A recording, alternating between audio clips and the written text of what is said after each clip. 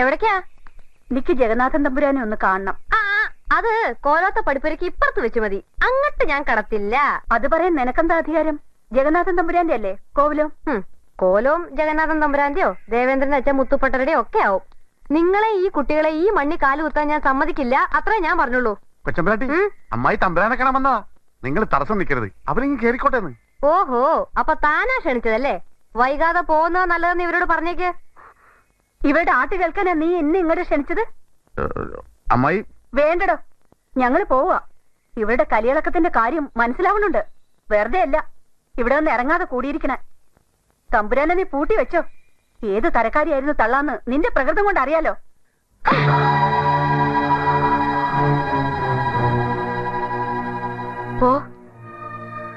പോവാൻ ഇനി എന്തെങ്കിലും നിന്റെ വായന്ന് വീണ ചൂലെടുക്കും ഞാൻ. അമ്മായി